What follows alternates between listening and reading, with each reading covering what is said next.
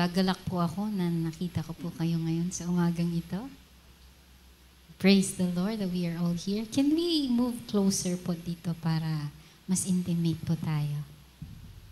Okay lang po ba? Mag-move tayo closer.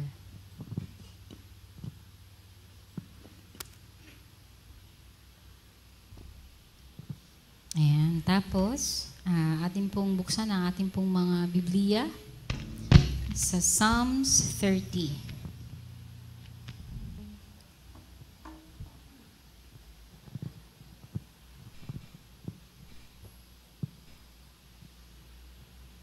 Psalms 30.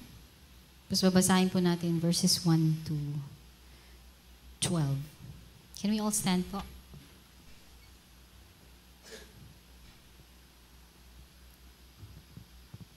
I'll be reading from NIV version. Psalms 30. I will exalt you, Lord, for you lifted me out of the depths and did not let my enemies gloat over me. Lord, my God, I called to you for help and you healed me. You, Lord, brought me up from the realm of the dead. You spared me from going down to the pit. Sing the praises of the Lord, you, his faithful people. Praise his holy name. For his anger lasts only a moment, but his favor lasts a lifetime. Weeping may stay for the night, but rejoicing comes in the morning. When I felt secure, I said, I will never be shaken. Lord, when you favored me, you made my royal mountain stand firm, but when you hid your face, I was dismayed. To you, Lord, I called. To the Lord, I cried for mercy.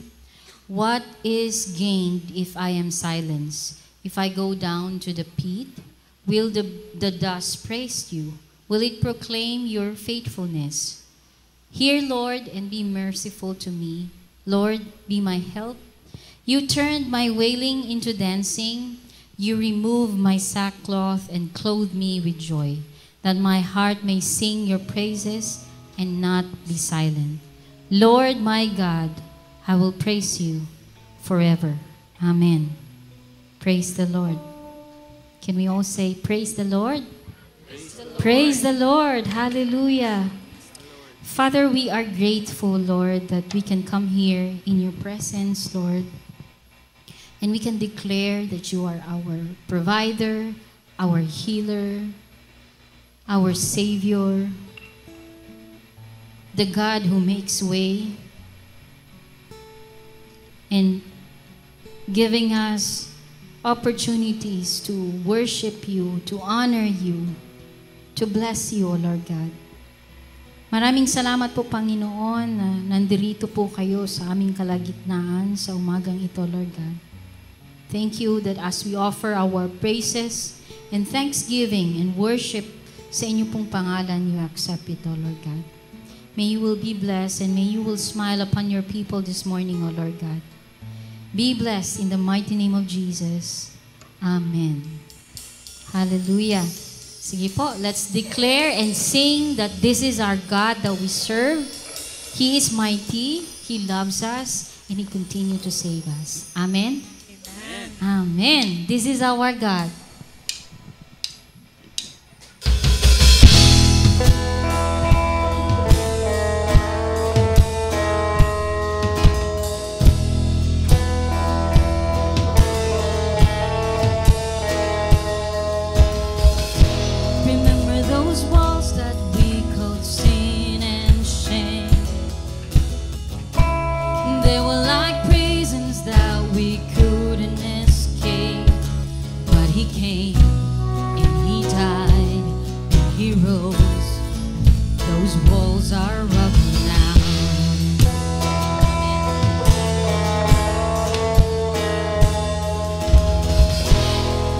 Those giants we called death and grave.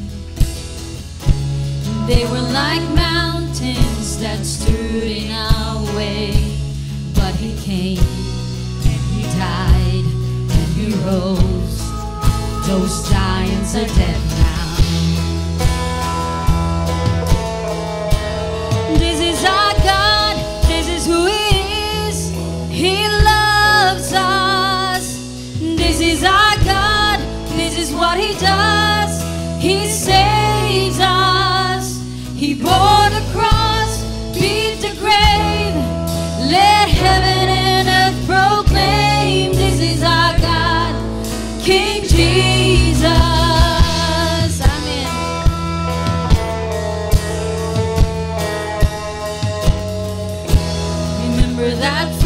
that took our breath away.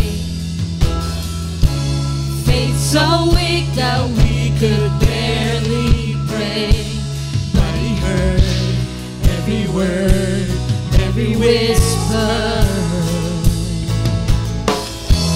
Now those altars in the wilderness tell the story of his faithfulness. Never once did he fail, and he never will. This is our God, this is who he is. He loves us. This is our God, this is what he does. He saves us. He bore the cross, beat the grave. Let heaven and earth proclaim. This is our God, King Jesus. Who pulled me out of that pit? He did, he did. Who paid for all of our sin? Nobody but Jesus. Who pulled me out of that pit? He did, he did. Who paid for all of our sin? Nobody but Jesus. Who rescued me from that grave? Yahweh, Yahweh. Who gets the glory and praise? Nobody but Jesus. Who rescued me from that grave? Yahweh, Yahweh. Who gets the glory and praise? Nobody but him. This is our God. This is who he is. He loves us. This is our God. This is what he does. He saves us. He bore the cross, beat the grave. Let heaven and earth proclaim. This is our God, King Jesus. He bore the cross, beat the grave.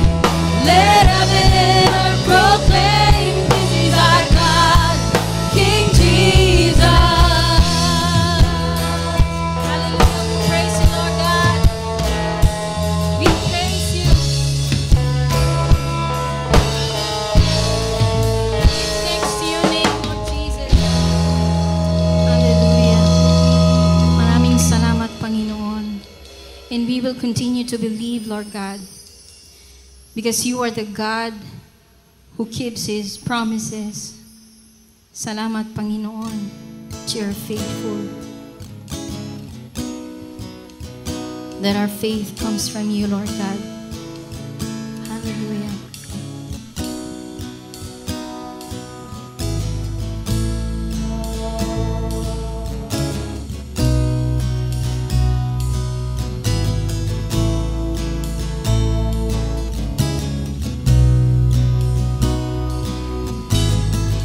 Our Father everlasting, the all-creating one, God Almighty, through your Holy Spirit, conceiving Christ the Son, Jesus our Savior. I believe in God our Father. I believe in Christ the Son. I believe in the Holy Spirit. Our God is three in one. I believe in the resurrection, that we will rise again. For I believe in the name of Jesus.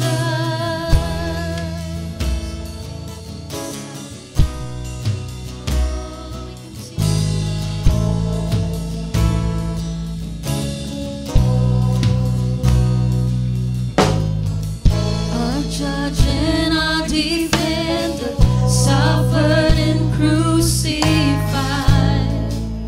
Forgiveness is in you.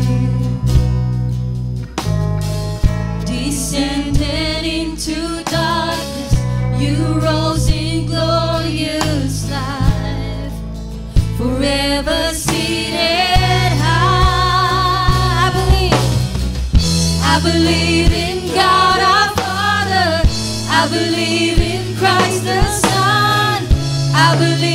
the Holy Spirit. Our God is three in one. I believe in the resurrection, that we will rise again. For I believe in the name of Jesus. I believe in you. Let's sing. I believe you rose again. Yes, I believe that Jesus Christ is Lord. I believe. Yes, I believe in you.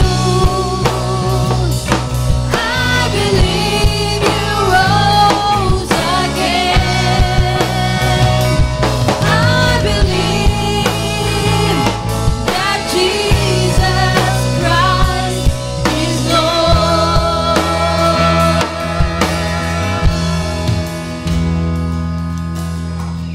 I believe in life eternal. I believe in the virgin birth. I believe in the saints' communion and in your holy church. I believe in the resurrection when Jesus comes again. For I believe in the name of Jesus. I believe in God our Father. I believe in Christ the Son. I believe in the Holy Spirit. Our God is three in one. I believe in the resurrection. Now we will rise again. For I believe in the name of Jesus. For I believe in the name of Jesus.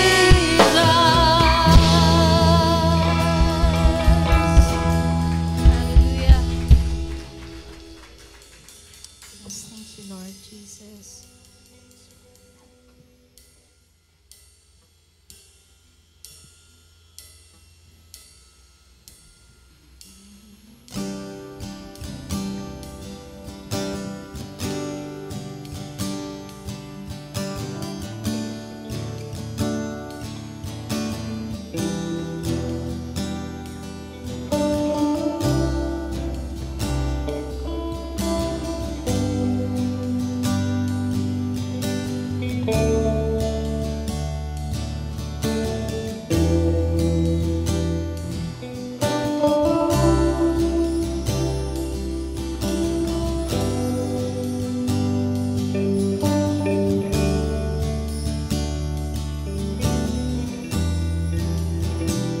You are here, you're moving in our midst. I worship you,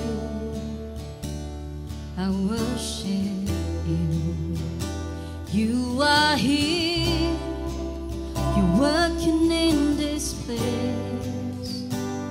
I worship you, I worship you. You are here, you're moving in our midst. I worship you, I worship you. You are here, Lord. You're working in this place. I worship you.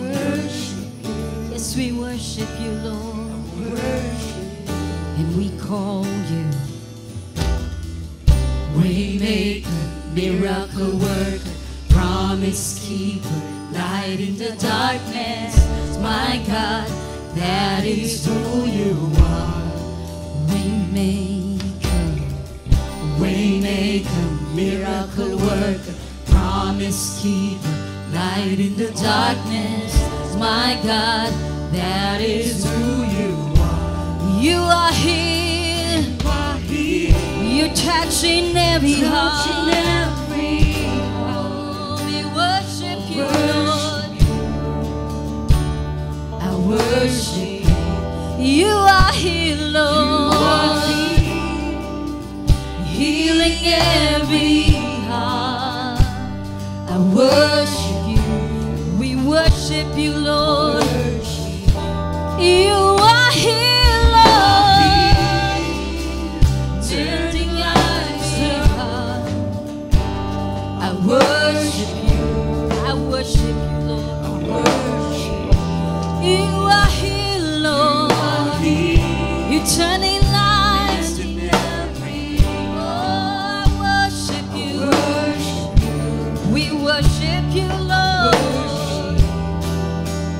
Waymaker, miracle work, promise keep, light in the darkness. My God, that is who you are. Waymaker, miracle worker, promise keeper, light in the darkness. My God, that is who you are. Sing, that is who you are. That is who you are. That is who you are. That is who you are. That is who you are. That is who you are. That is who you are. Waymaker, miracle worker, promise keeper, light in the darkness. My God, that is who you are. Waymaker, miracle worker, promise keeper, light in the darkness. My God, that is who you are.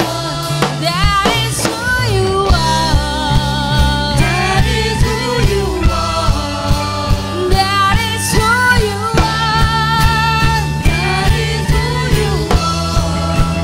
That is who you are. That is who you are. That is who you are. That is who you are. That is who you are. Waymaker's who you are. That is who you are. That is who you are. That is who you are. That is who you are. That is who you are. Waymaker, miracle worker. Waymaker, miracle worker. Waymaker, miracle worker. Waymaker, miracle worker. Let's declare this. Waymaker, miracle worker. This is our God. Miracle worker. Waymaker, miracle worker. Even when I don't see it, you work. Even when I don't see it, you work. You never stop working. You never stop working. Even when I don't see it, you're working. And even when I don't feel it, you're working. You never stop working. You never stop working. Even when I don't see it, you're working. Even when I don't feel it, you're working. You never stop working. You never stop working. Even when I don't see it, you're working.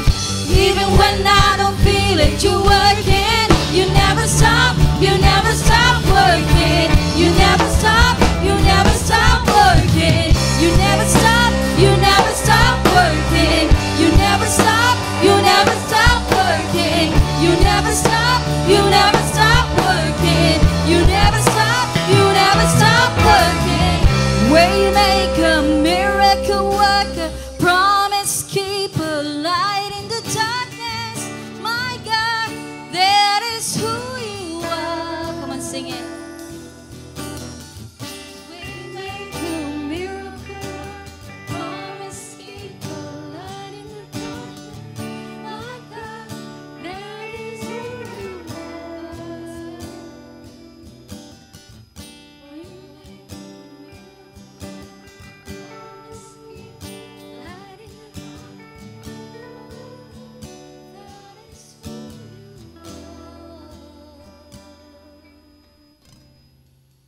give you praise, Lord God.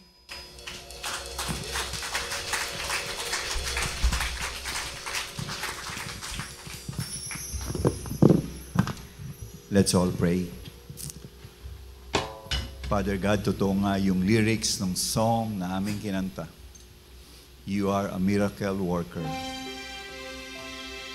You are a God who is faithful to your words and to your promises. We thank you that we have a God like you.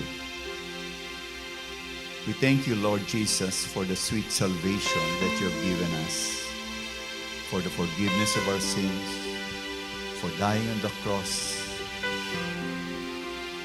Thank you for everything, Panginoon, na ginagawa mo sa buhay namin. Napakabuti mo. Yung pagmamahal mo sa amin ay pinapakita sa araw-araw, Lord. Hindi namin kayang tumbasan. Nasa gitna ng mga disobedience namin sa iyo, may mga panahon na we take you for granted and we focus more on ourselves, on our resources, yung mga plano namin sa buhay. Lord, sa panahon din ng mga problema, trials, hardship, sufferings, sickness, even in death of loved ones, Panginoon. Dumadating yung time that we question you and ask, asan ka, Panginoon? Asan ka sa gitna ng mga pangyayaring ito sa buhay namin? Asan ka, Lord, sa pangangailangan ng tuition fee ng aming mga anak sa panahong ito? Asan ka, Lord, nung panahon na may karamdaman ang aming mga mahal sa buhay at hindi namin alam kung ano ang kagalingan? Kung saan kukunin yung provisions for medicines and hospitalization. Asan ka, Lord, sa gitna ng mga pangarap ko sa buhay na maging maayos lang ang aming pamilya and yet wala akong makitang maayos na trabaho. Even yung negosyo na meron ako, Panginoon, it seems na hindi siya nagpo-prosper. Asan ka, Lord? But God, ang ganda din ng lyrics ng kanta that tells us na may mga panahon na hindi ka namin nakikita, may panahon na hindi ka namin nararamdaman, and yet we have to trust and believe, Lord, that you are working in our lives during those times. Salamat na meron kaming Diyos na katulad mo. Salamat, Lord, sa araw-araw na pinapatawad mo kami. Salamat din, Lord, sa mga panahon na dinidisiplina mo kami because you love us and you cared for us so much. There is none, no one like you, Lord. And today, we worship you for who you are. Ang nag-iisang tunay na Diyos, wala nang iba. The God who created heaven and earth. The God who called us out of darkness into light. The God who promised us a future. And that future is with you for eternity. Salamat, O Diyos. At ang prayer namin sa umagang ito, Lord, as we come to fellowship with one another, as we sing songs of worship to you, Lord, may you always be glorified, Lord, in this church. In everything that we do individually, Lord, be glorified always, Father God. At sandaling ito, Lord, we also remember in prayer yung aming mga kapatiran, kapamilya. Hindi man namin alam yung sitwasyon nila sa buhay sa panahong ito, Lord, but you know each and every one. We pray, Father, that you take care of them, Lord. Give them strength and comfort sa kanilang mga pagsubok, problema. Ito may relationship problem. Ito man ay physical problems, financial problems, emotional problems, Lord. Or even spiritual. Na nadadown sila sa panahong ito. Lord, we lift them up to you in prayer. Dahil alam namin, Panginoon, na ikaw, ang iyong banal na Espiritu, Lord, would minister to them wherever they are. Nandito man sila sa loob na to ng simbahang ito o nasa bahay man sila o saan man silang lugar sa panahong ito, Lord. We pray for them. We also pray, Lord, para sa aming mga kapamilya. Mga mahal sa buhay, Panginoon, na hindi pa nakakakilala sa iyo bilang Diyos at tagapagligtas. Lord, kung paano mo kami tinats ng iyong mga salita, ng iyong banal na Espiritu, I pray, Lord, is for our loved ones, Lord, that they would also come to know you as their Lord and personal Savior. At gamitin mo rin kami, Panginoon, even in our small way, Lord God, na makita nila ang buhay na kapiling ang Diyos, ang buhay kung paano gumagawa ang Diyos sa kanyang mga anak. Help us, Lord, at times to be bold enough to share to them your gospel. Dahil gusto rin namin, Panginoon, pagdating ng panahon, kasama namin sila. Kapiling namin sila, hindi lang sa mundong ito, but Lord, for eternity with you.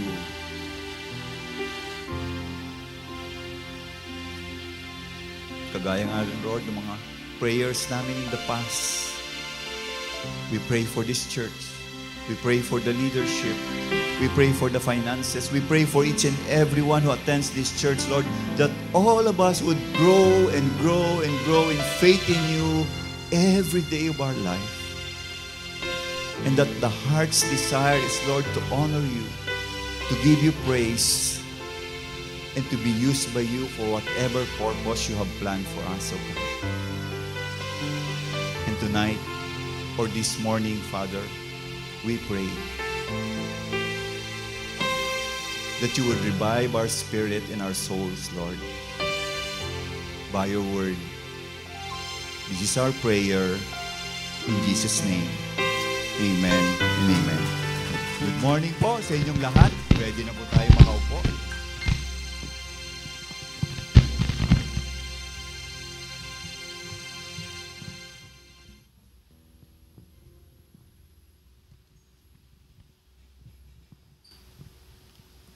I'll be reading po from Jeremiah chapter 29 verses 1 to 23.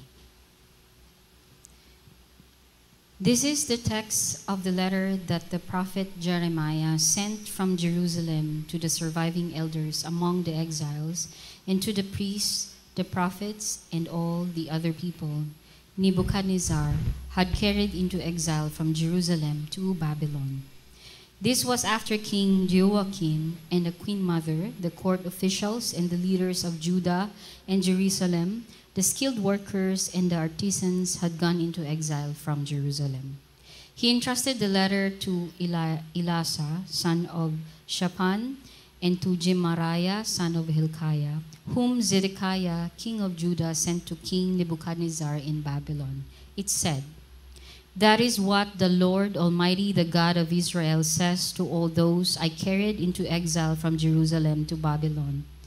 Build houses and settle down, plant gardens and eat what they produce. Marry and have sons and daughters, find wives for your sons, and give your daughters in marriage, so that they too may have sons and daughters.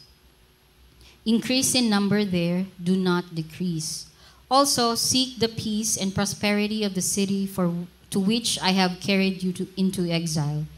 Pray to the Lord for it, because if it prospers, you too will prosper. Yes, this is what the Lord Almighty, the God of Israel, says.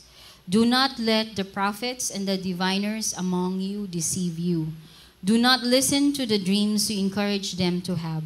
They are prophesying lies to you in my name. I have not sent them, declares the Lord. This is what the Lord says.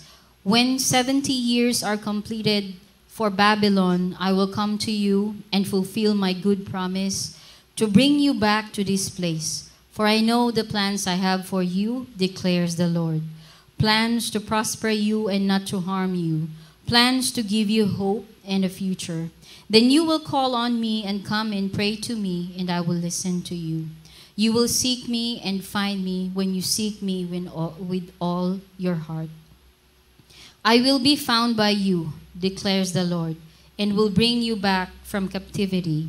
I will gather you from all the nations and places where I have banished you, declares the Lord, and will bring you back to the place from which I carried you into exile. You may say, the Lord has raised up prophets for us in Babylon, but this is what the Lord says about the king who sits on David's throne and all the people who remain in the city, your fellow citizens who did not go with you into exile. Yes, this is what the Lord Almighty says. I will send the sword, famine and plague against them, and I will make them like figs that are so bad they cannot be eaten. I will pursue them with a sword, famine and plague, and will make them abhorrent to all the kingdoms of the earth, a curse and an object of horror, of scorn and reproach among all the nations where I drive them. For they have not listened to my words, declares the Lord, words that I sent to them again and again by my servants the prophets, and you exiles have not listened either, declares the Lord. Therefore, hear the word of the Lord, all you exiles from whom I have sent away from Jerusalem to Babylon. This is what the Lord Almighty, the God of Israel, says about Ahab, son of Kolaiah, and Zedekiah, son of Maaseiah, who are prophesying lies to you in my name. I will deliver them into the hands of Nebuchadnezzar, king of Babylon, and he will put them to death before your very eyes. Because of them, all the exiles from Judah who are in Babylon will use this curse. May the Lord treat you like Zedekiah and Ahab, whom the king of Babylon burned in the fire. For they have done outrageous things in Israel. They have committed adultery with their neighbors' wives, and in my name they have uttered lies, which I did not authorize. I know it, and am a witness to it, declares the Lord.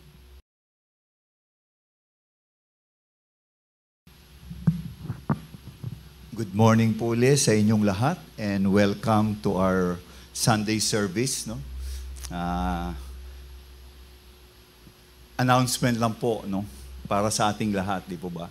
Next month po, second Sunday, anniversary natin as a church. No? So 20th anniversary yung ating church. Kaya as early as today, I would like to remind you na huwag kayong mawawala on that Sunday. Na anniversary natin. God is so good, no? Na eto tayo, umabot tayo ng 20 years, and sa kabutihan ng Panginoon. Ay, thank you. Pangit ba yung boses ko dito? Pang singer to, no? Kaya pati mic, iba yung dating. Pangit ba, Norris, yung boses ko doon? Kaya pinalitan mo. Thank you. So, yun po, no? Huwag kayong mawawala on that, no? Na nandito tayo and we'll celebrate God's goodness on that second Sunday po ng September. And this morning po, thank you kay Actico for reading our text. Medyo mahaba po siya, no? Kaya lang gusto ko makita natin yung context ng storya, no? Nitong ating pag-uusapan. At nandiyan po sa ating Redeemer's Word, nandiyan po yung ating text, no? Thank you kay Joanne na tinype niya yung mga verses para kung wala kayong Bible, makita din ninyo, no? At masundan ninyo. Although napakaliit para sa aming mga may edad. No? Sa mga bata, okay siguro. So the title of our text is How to Live in Babylon. At yung text natin, sabi ko, is a series that I'm doing about the book of Jeremiah. How to Live in Babylon.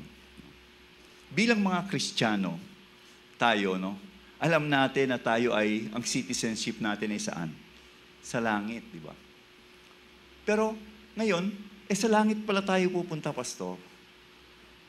Anong ginagawa natin dito? Ano yung buhay dapat natin dito? Kung doon pala ako pupunta sa langit. Di ba? May mga tao na pupunta kaming US, so piniprepare na nila yung sarili nila, di ba? Yung mga plano nila para sa US. Pilipinas, iiwan na namin to So we have to give up everything dito properties namin, di ba, lahat. Wala na kami kasi doon na kami. Pero paano ngayon na Kristiyano tayo, on our part, pero nandito tayo sa mundong ito, nabubuhay tayo dito maybe for so many years, no? Para sa amin, medyo senior na kami and we have been in this world for 60 plus years. Paano tayo mabubuhay? Ano dapat yung pamumuhay natin? Di ba? Para bang pareho ng plano na pupunta ka ng US na, kalimutan mo na itong mga to. Hayaan mo na to. Wala na akong pakialam dito. Bakit? Iiwan ko naman to. Hindi naman to akin eh. Hindi naman to yung plano ng Diyos sa akin. Ang plano ng Diyos sa langit. So wala na itong buhay na ito. Ganun ba dapat yung pananaw din natin? Sabi po ng writer ng Hebrews sa chapter 13 verse 14, sabi niya doon, For here we do not have an enduring city, but we are looking for the city that is to come. So yun naman yung pananaw natin, di ba? Yung mga preaching natin, tinuturo natin, no? Pupunta tayo sa langit. Doon tayo permanent, dito temporary lang. Pero paano yung temporary na yun? Paano tayo mabubuhay? If we are looking for a city that is something that we could say na our home, then paano tayo mamumuhay ngayon dito sa Makati City? Or kung saang city man tayo, dadalhin ng Panginoon in the future. Alam niyo, may istorya, nung unang pala napapakinggan ko to, nung bata pa ako, mga nanay, no, ng mga Christians, sabi nila, alam mo, sis, ang prayer ko, magkaroon tayo ng isang lugar na tayo lang lahat doon, puro Christian yung mga kapitbahay. Di ba? Ang saya-saya nun kasi, di ba, anytime pwede tayo mag-gather, mag-pray tayo together, di ba, mag-fellowship tayo, mag-Bible study tayo, nagpapalitan tayo ng ulam, di ba, minsan pwedeng magluluto tayo ng ulam, share tayo, tapos lahat tayo, pare-pareho ng ulam na kinakain sa buong kalsadang ito kasi puro tayo lahat Christians eh. Tsaka ang maganda nun, hindi tayo masyadong matitempt. Kasi pag yung mga kapitbahay natin, yung basura nila, nilalagay doon sa harap natin. Yung aso nila doon pinapadumi, nakakasira eh. Nawawala ang pagka-Kristiyano natin. Kaya maganda tayo lang, nagpapalakasan tayo. Yun ba yung idea, no? Na gusto ng Diyos din para sa atin. Pag tinignan ho natin yung Bible, yung idea yun, maganda man sa pananaw ng tao, but it is self-destructive. Bakit po? Di ba, pag tinignan natin, unang-una, pag inisip natin si God, wala naman siyang tinatawag na grandchildren eh. Di ba, na parang ang tagalan ito dapat ang tingnan mo, wala eh. Lagi sa ating pinapaalala na from generation to generation, God is saving soul. At si God, hindi lang siya nag-stay sa isang city. Diba? Yung gospel message niya, di ba? Pag pinag-aralan na yung Saturday na Bible study ni Nico, di ba? Anong sabi, di ba? You will be my witnesses in Jerusalem, Judea, Samaria, and all over the world. So hindi lang focus si God sa isang lugar lang. Ang concern ni God is for hope, the whole world, yung buong human race, no? Sa isa nga pong libro na may title na City of God, dinescribe doon ng writer yung City of Man. At yung City of Man, sinabi niya doon na ito yung Babylon. So yung Babylon, nirelate niya from the story ng Genesis, yung sa Tower of Babel, no? Yung mga tao, nagkaisa sila doon, gusto nila doon na lang sila, ayaw na nilang pumunta pa sa ibang lugar, which is hindi purpose ni God din yun, kaya nagkagulo-gulo sila sa Tower of Babel, nagkaiba-iba sila ng mga languages. Hanggang sa pagdating ng end ng book ng Bible, sa Revelation 19, makikita natin ulit doon yung destruction of Babylon. Bakit? Pagdating doon, meron pa rin Babylon. Samantalang wala na ngayon sa panahon natin, ano ba yung Babylon? Saan ba lugar yan? Wala na, hindi na yan nababanggit. Pero and yet, dito dinidescribe niya sa book niya na yung City of Man, itong mundong ito, is Babylon. At yung City of God, dinidescribe niya, which I believe sa atin, alam natin to na ano yun. Ito yung eternal city. The New Jerusalem. Ang problema ngayon, ito yung point na gusto ko makita natin sa umagang ito muna. Yung point ngayon is, eto tayo ngayon sa mundong ito, pero Kristiyano tayo, di ba? May tensyon sa ating pamumuhay sa araw-araw. Ibang-iba tong mundong ito eh. At ibang-iba, yung city na ating nilulook up kung saan tayo mag-stay forever. At ito po yung issue na gusto kong makita natin this morning sa ating text. Paano mabuhay dito sa city ito ng man, or sa mundong ito, or Babylon, pag nababasa natin sa Bible minsan, no? And paano naman na yung city na yon na hindi pa natin nakikita, inaasahan natin na magiging faithful din tayo para ipamuhay yung lifestyle na. So, balik tayo sa ating text this morning. Sabi po ng Jeremiah chapter 29 verse 1, "This is the text of the letter that the prophet Jeremiah sent from Jerusalem to the surviving elders among the exiles and to the priests, to the prophets, and all the other people Nebuchadnezzar had carried into exile from Jerusalem to Babylon." So, ang sinusulatan dito ni Jeremiah is yung mga yung mga exile, yung mga Jewish people, yung mga sabi dito, priest na nasa Babylon na, at yung mga tao na nandun. No? So, ang background niya, wala na sila sa Jerusalem, na-conquer na sila ng Babylon, at yung mga tao, mapansin nyo, di ba, leaders, no? So, dinala na ngayon sa Babylon. Sabi ng verse 2,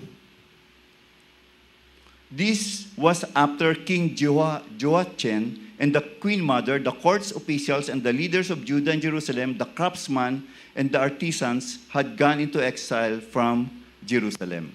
So eto mapansin natin na yung ina-address ng letter na to, yung mga medyo may pwesto, mga magagaling na tao or skilled worker, no?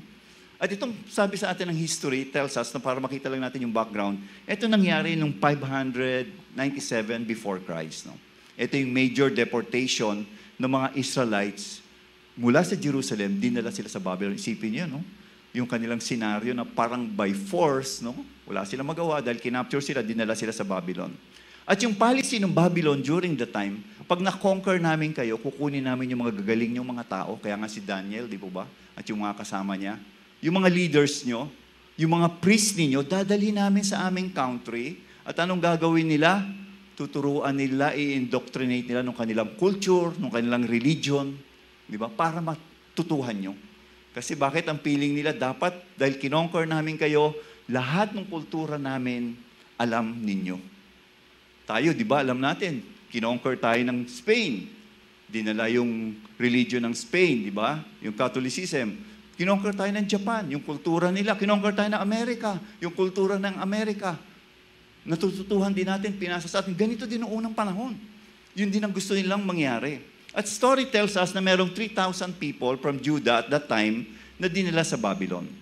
No? At nung sinusulat ito ni Jeremiah during that time, more than a year or less than 2 years, nandun na itong mga taong ito sa Babylon. So na-experience na nila ngayon yung adjustment, yung hirap ng buhay. No? Ang maganda pa dito sa storyang ito, naalala nyo in the past, no? Yung mga prophets, except Jeremiah, ang tinuturo nila sa mga tao hindi tayo mako-conquer ng Babylon. Asa atin si God. Di ba? Asa atin yung promise, asa atin yung temple. Pero ano nangyari? Ito sa story ito, at that point of time, nasa Babylon na sila. Na-conquer sila, pero patuloy pa rin yung mga prophets during the time telling lies about the Word of God. So itong letter na to, mapapansin natin na ini-expose ni God. Ito, yung mga teachings ng mga false prophets, tingnan nyo, yung sinabi nila noon, ngayon, asan yun? Di ba, ang nagkatotoo, yung salita ni Jeremiah, yung sinabi nila, hindi nagkatotoo. Kaya minsan yung prophecy, di po ba? Malalaman natin kung totoo dahil pagdating ng panahon, matutupad ba siya o hindi. Hindi porke ang ganda ng sinabi, very encouraging, hindi tayo makukonquer. Di ba? Very encouraging yun eh. Pag sinabi, hindi tayo maghihirap, very encouraging eh. Pero ang sabi ni God, hindi. Makukonquer talaga kayo. At eto, nangyari na yung totoo, no? At eto nga, yung mga prophets na to, sinasabi nila, no? Hindi mananalo yung Babylon, pero yung Jerusalem will be safe. Di ba? Bakit? Kasi eto yung promise ni God sa atin eh. We have the city of God. Ito yung promised land. Kaya hindi tayo makukonquer. Pero sa panahong ito, nandun sila sa exile. Question ngayon is, sabihin ng iba naman, sige, nandito na tayo sa exile, sabi ni ibang prophets during the time, Pero sandali lang yan. Bakit? May king pa rin tayo, di ba? Yung king nila noon sa Israel at that time is what? Puppet king lang eh. Inappoint lang nung Babylon para meron lang silang king. Pero wala namang power yon. Lahat ng decision making noon galing din sa kay King Nebuchadnezzar. Parang sa panahon natin, di ba? May alam tayo ngayon mga, itong asawa naging mayor. Pero wala namang siya yung asawang babae. Yung lalaki pa rin nagpapatakbo dyan. Ganun yung dating nitong storya dito eh. No? Tapos sabihin lang, nandun pa naman yung temple eh. Kaya huwag tayong mag-alala, no? Nakakapag-worship pa naman kay God. Pero alam nyo ba, in the long run, sabi nga po sa storya, no? In 500 before Christ, no? Lahat ng sinasabi ng mga prophets na yon, walang nangyari. Bakit? At the end, yung Jerusalem na destroy, yung temple na sira. Kaya wala lahat yung sinabi nila, sandali lang to. Nandito tayo sa Babylon, sandali lang to. Maybe for 3 years. Tapos ito, okay na tayo. Pero lahat ng yan, pinatunayan ng storya o ng salita ng Panginoon na mali lahat yung kanilang sinasabi. The temple was destroyed and the city. Sabi nga po ng verse 16 to 17 ng ating text. Ayan pala, may PowerPoint. But this is what the Lord says about the king who sits on David's throne and all the people who remain in this city, your fellow citizens who did not go with you into exile. Yes, this is what the Lord Almighty says, I will send the sword, famine, plague against them, and I will make them like figs that are so bad they cannot be eaten. Verse 18, I will pursue them with the sword, famine, and plague, and will make them abhorrent to all the kingdoms of the earth, a curse and an object of horror, or of scorn and reproach among all the nations where I drive them. So Jeremiah was saying po sa kanyang sulat, no, na itong nangyayaring ito sa buhay ninyo, plano ito ng Diyos. Kasi isipin nyo, during the time, eto sila eh. Kami yung chosen people eh. Ito yung sabi ni God, Promised Land, Jerusalem, ito kami flowing with milk and honey. May temple kami, nagbibigay kami ng sacrifices. We celebrate the feast 3 times a year.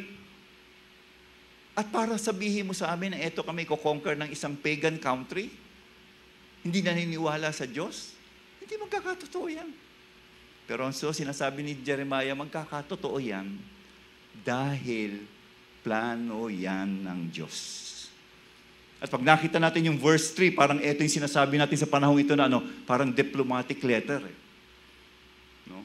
Sabi ng verse 3 sa atin, He entrusted the letter to Elisha, son of Shaphan, and to Jeremiah, son of Hilkiah, from Zedekiah, king of Judah, sent to King Nebuchadnezzar in Babylon. So from those leaders ng Israel, pinadala ito sa king ng Babylon. No? So ito yung storya niya. No? Na sinapakita dito sa atin na totoo ang salita ng Diyos. Na itong sitwasyon ninyo bilang mga exile sa Babylon ay ayon sa plano ng Diyos. So, anong mensahe ng Diyos sa mga tao during the time? Sabi ng verse 10, This is what the Lord says, When 70 years are completed for Babylon, I will come to you and fulfill my good promise to bring you back to this place. Etong mensahe sa kanila, 70 years kayo dyan sa Babylon. After 70 years, at saka ko lang kayo, ibabalik sa Jerusalem. At alam niyo ba na itong message na to is also a fulfillment, no, of the prophecy, no, na ginawa ng Diyos at binigay kay Moses in Deuteronomy chapter 4, verse 27 to 28. Sabi doon, the Lord will scatter you among the people, and only a few of you will survive among the nations to which the Lord will drive you. There you will worship man-made gods of wood and stone, which cannot see or hear or eat or smell. But if from there you will seek the Lord your God, you will find Him if you seek Him with all your heart and with all your soul. Galing ni God, no? Moses' time, nasabi niya na dadating ang panahon na ito na hindi kayo susunod sa akin at etong mangyayari sa inyo. At makikita natin dito na hindi lang yung galing ng Diyos na alam niya yung future, but meron siyang authority for these things to happen. Di ba? Nakita niyo yung pinapakita dito sa atin ng salita ng Diyos at kung sino ang Diyos, no? Ito mangyayari sa inyo. True, it happens. At pag bumalik tayo sa Jeremiah chapter 29 verse 4, sabi doon, "This is what the Lord Almighty, the God of Israel, says to all those I carried into exile from Jerusalem to Babylon." Anong description ni God dito? Lord Almighty. Pag sinabing Lord Almighty, ano yun? Siya yung may power over the host of heaven. At lahat ng bagay in the universe susunod sa kanyang command. Isipin ninyo, gaano ka-powerful si God. Alam natin, di ba, may like US President will be powerful. Yung presidente ng Pilipinas is powerful. Anything na sabihin niya, sinusunod ng mga tao. How much more the description dito of who God is? Lord Almighty. Everything in the universe bow to His words. Ganun ka-massive power yung pinapakita sa atin when we hear or read the word Lord Almighty. Didescribe din siya dito as the God of Israel. From a universal point of view, dinala yung description to us nation. At anong pinapakita sa atin nung dinidescribe na ito na God of Israel? Pinapakita sa atin yung intimate relationship niya sa mga taong ito, sa mga Jews, sa kanyang tinatawag na chosen people. With all these things, na description ng words ito, pinapakita rin sa atin ng ating text is what? Ang Diyos who is have that massive power over the universe, ang Diyos na merong relasyon sa inyo bilang tinawag niya ng mga chosen people niya, siya ang may plano nitong exile ninyo. Importante makita natin dito sa text na to, no? Na ang Diyos ang may plano ng lahat. Hindi dahil sa mahina yung manpower nyo, mahina yung inyong military power, hindi magaling yung leaders nyo, yung strategy, kaya kayo nakuha ng Babylon. Hindi. Dahil plano ng Diyos yun, kaya kayo na-conquer. Ito yung word ni God, ito yung plano niya, kaya kayo wala dun sa city na pinangako ni God sa inyo. Yung pinangako ni God na lugar sa inyo, sa inyong mga ninuno, this is the place where you are, the promised land, wala na kayo dun. Nawala din yung mga blessings sa inyo. Bakit? Bakit naalis sila dun? Sabi sa atin ng story, if you would remember. Bakit? Sinabi ni Jeremiah na ano? Because they failed to listen to God's word and to obey God. Wow. No? Ang ganda ng plano ng Diyos pala. Pero yung mga tao, hindi nila sinunod ang salita ng Diyos. Nakikinig sila.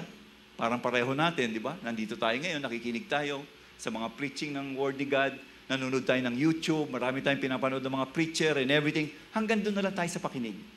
Pero yung obedience to the Word of God, kasama yun listening and obeying. Hindi pwedeng isa lang, listening lang. Hindi nila ginagawa. Kaya ano nangyari sa kanila? Kaya sila nasa Babylon. Nawala sila sa promised land. At sabi ni Jeremiah sa letter niya, coming from God, 70 years kayo dyan. At even yung mga natira doon, na iwan ninyo, lahat yun madidestroy. Ito pala yun. Disobedience ng mga tao, mga anak ng Diyos, the chosen people of God, sila pa yung hindi sumunod sa Panginoon. Hindi nila pinakinggan yung salita ng Diyos, kaya sila nagsasuffer. Kaya ang tanong din siguro, nung mga panahon na yun, ng mga tao, o tayo habang nagbabasa tayo ng Bible, iniwan sila ng Diyos. May panahon din sa buhay natin na pwedeng hindi ng tanong natin, Lord, kahit ganito na yung buhay ko, ang tagal-tagal na ganito ako, wala ka na ba sa akin? Yung ba yung motive ni God during the time? Although nag-disobey sila, 70 years sila doon, iniwan na nga ba sila ng Diyos? Wala na ba mapakialaman Diyos sa kanila? Di ba tayo minsan mga magulang, ang tigas ng ulo mo, mula ngayon, wala na akong pakialam sa'yo. Lumayas ka na sa bahay na to. Bahala ka na sa buhay mo. Ganon tayo minsan bilang mga magulang, no? Pero si God, ganon din ba siya? Notice po ninyo sa ating text, no? Si God, hindi niya give up ang mga taong ito. Hindi niya give up. Bakit? Nagpapadala pa siya ng letter eh. Di ba? Nandun pa rin yung communication niya eh. Sa mga tao eh. Hindi niya sinabi, di ba, wala na akong pakialam sa'yo. Tapos na. Wala na tayong communication. Hindi eh, nakikipag-communicate pa rin si God eh. Nagbibigay pa rin siya ng instructions eh. Ito yung dapat yung gawin. Nagtuturo pa rin siya doon sa mga tao. So, hindi niya totally inabandon yung mga taong yon. Yes, nandiyan kayo for 70 years. Dahil yan ang plano ko, yan ang purpose ko. Pero hindi ko kayo iiwan dyan.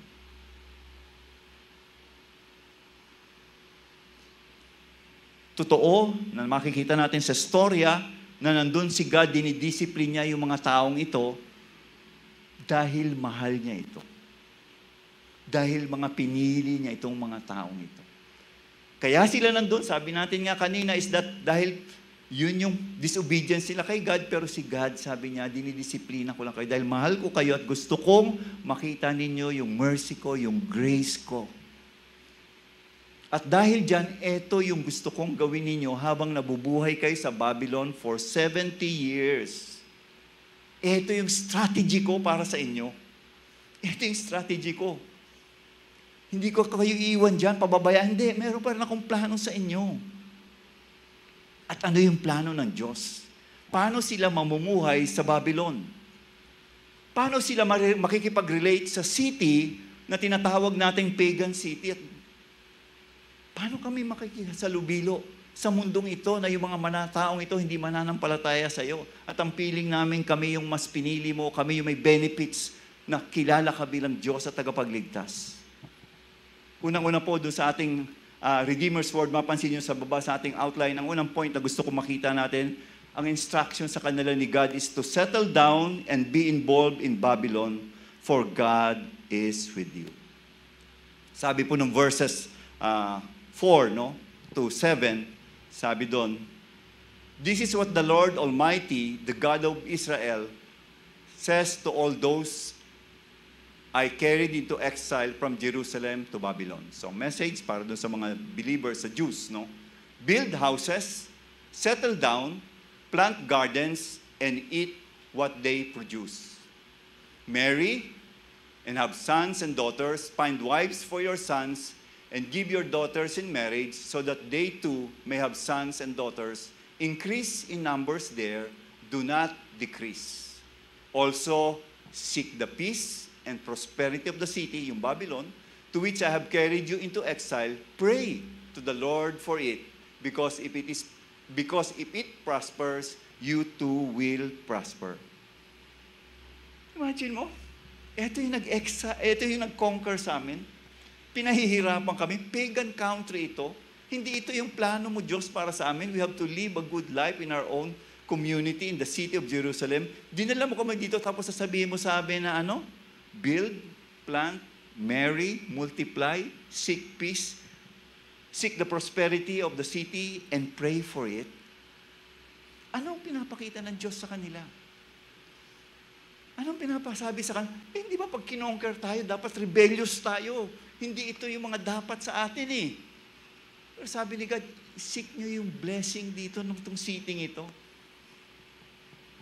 Maging maayos yung relasyon nyo sa mga taong ito na nag-conquer sa inyo. Huwag niyong pabayaan yung pamilya ninyo na umunti kayo. Padamihin niyo pa rin. Increase. Yung mga anak ninyo, pag-asawahin niyo.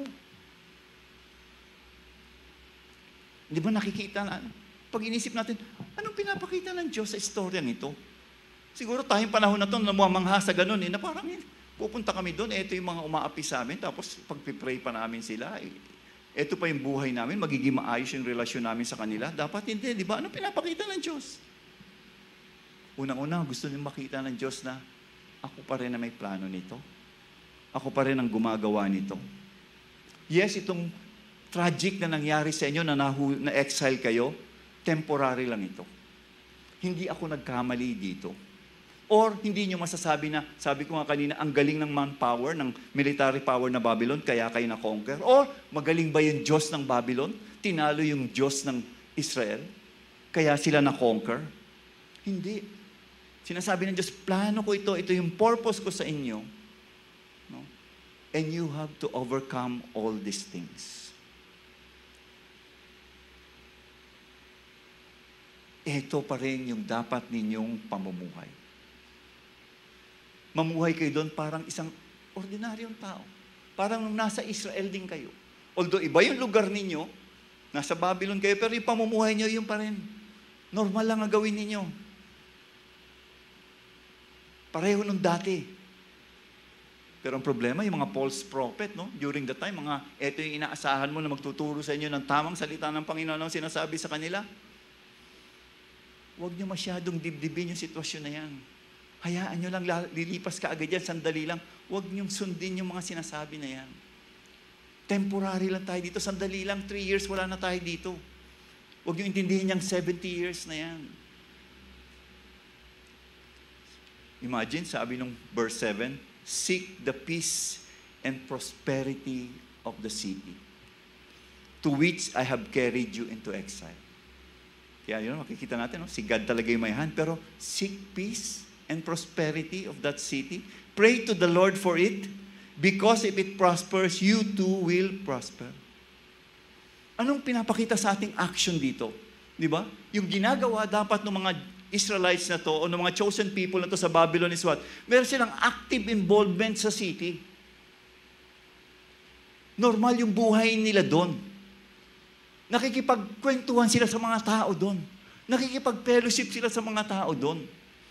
Kung ano yung igakaganda ng city, yun din ang ginagawa nila. Magtayo tayo ng negosyo. Pag-pray natin tong city na ito, na ma-bless ito, ma-prosper ito.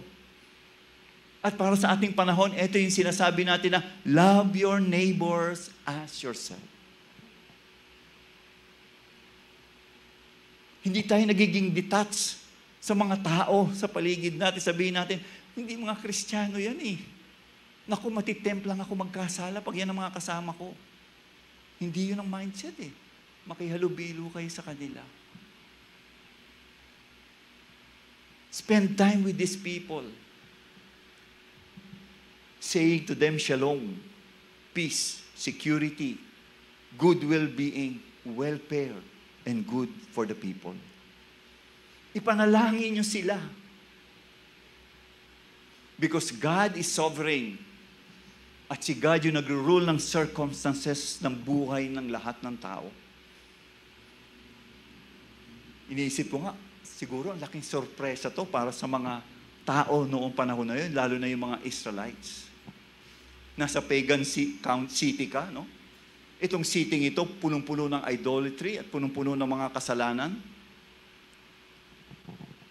Tapos eto ka at sasabihin mong ipag-pray, bless, seek the welfare of these people.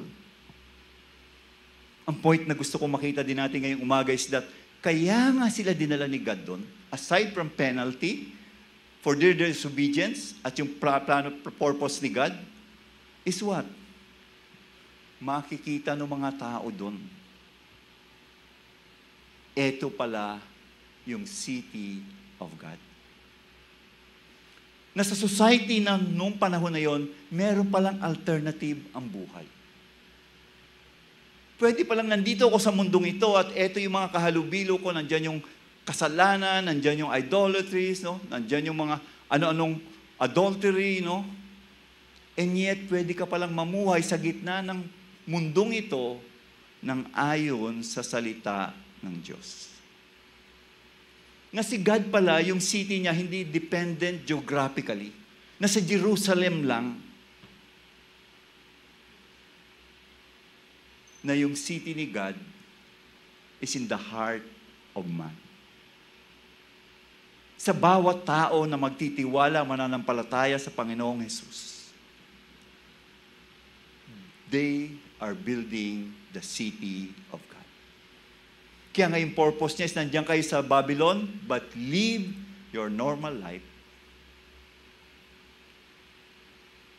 But be governed by God's will. Kaya nga sabi po sa New Testament in Luke chapter 17 verse 21, the kingdom of God is with you. Not the kingdom of God is in Israel. The kingdom of God is in Jerusalem. The kingdom of God is in you. In every individual. Yung identity ng bawat isa. Tayo ngayon dito sa ating lugar, sa Makati. We are representing the city of God. Sa inyong bahay, sa inyong opisina, sa inyong community, sa inyong eskwelahan, o anumang organisasyon meron kayo involved sa panahong ito, sa inyong buhay, then, ang sabi ng Panginoon is be engaged with these people. Ito mga tao na hindi mananampalataya. But, do not compromise yourself with the culture of this world. Huwag naman dahil, oh Lord, sabi mo, dito kami mamumuhay sa Babylon So yung spiritual identity namin wala na. Hindi. Mababago na ba yung pananaw namin sa buhay dahil nandito kami? Hindi. Yung pa rin pananaw na tinuturo ng Diyos. Kaya nga dito, sabi ko kanina, na yung mga Babylon, ini-indoctrinate nila baguhin Pero sabi ni God, huwag kayong maingganyo niyan. Huwag niyong gayahin sila. Ito lang ang gusto ko sa inyo. Build houses, settle down, plant gardens, and eat what they produce. Marry, have sons and daughters. Find wives for your sons. Give your daughters in marriage so that they too may have sons and daughters. Increase in number there. Do not decrease. So ang formula ni God, nandiyan kayo sa Babylon, pero yung inyong identity as a child of God, dapat hindi nababawasan. Dapat yung pa rin. Connect, engage with the people around you, with the culture around you, but dapat kakaiba kayo in how you live your life. Yun yung point na pinapakita ni God para sa mga taong ito na nasa Babylon. Paano namin ipamumuhay yun? Yung sinasabi mong build houses, marry, pray for them, Sabi ko nga kanina, yung point number 2, be governed by God's word. Guided pa rin kayo ng salita na yes, nakikihalubilo kayo sa mundong ito. Iba yung kultura nila, mamuhay kayo normal, makipellowship kayo sa mga taong yan, enjoy with them, meet with them, eat with them, di ba? Kwentuhan kayo with them, but be governed by the word of God.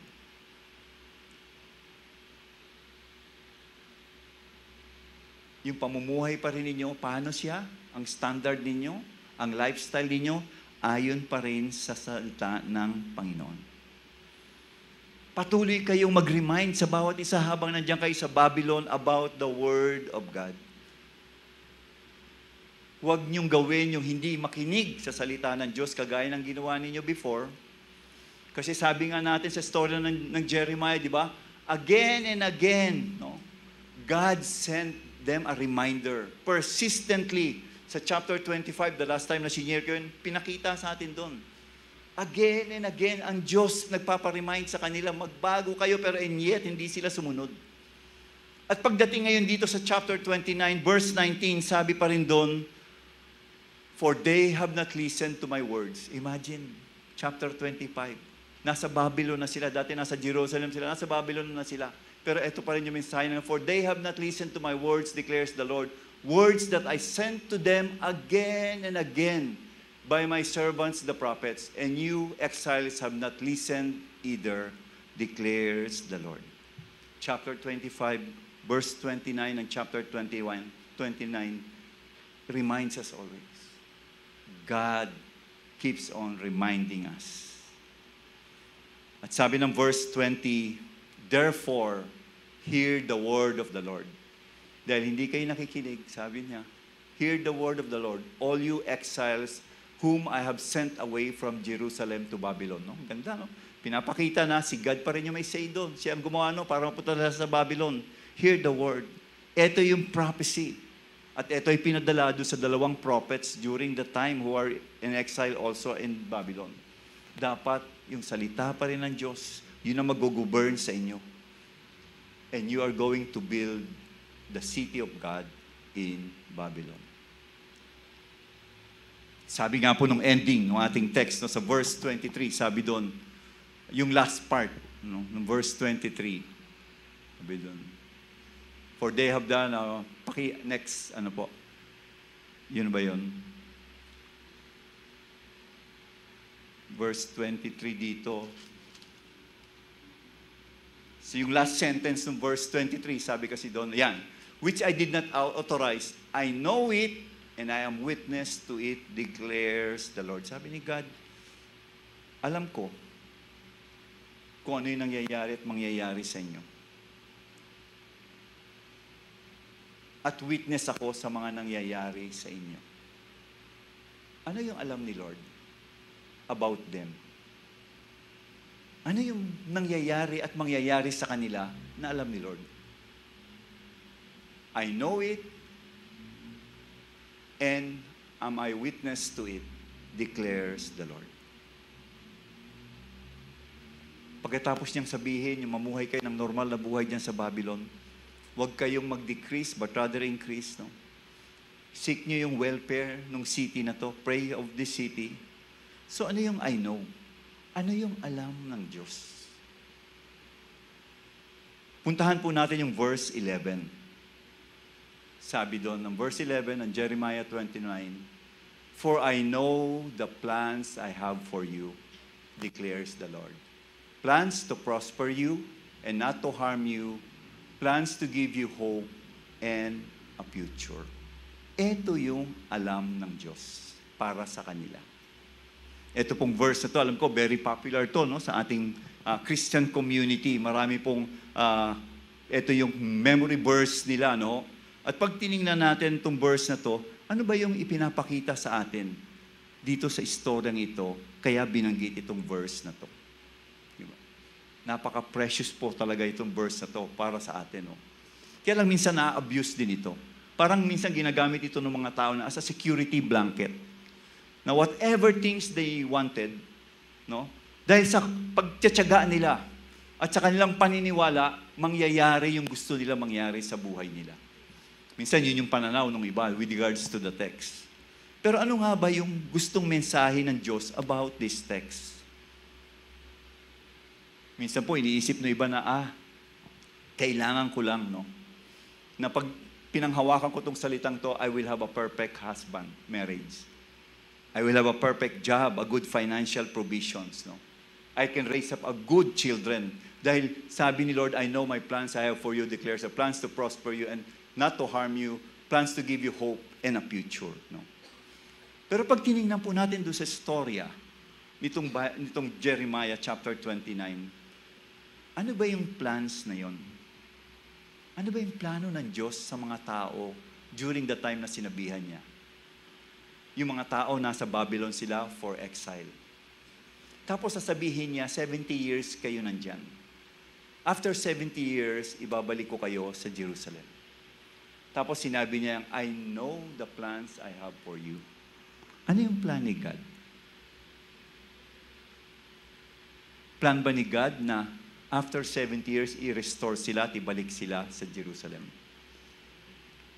I think yun yung plano eh. Yun ang sinasabi niyang, for I know the plans I have for you.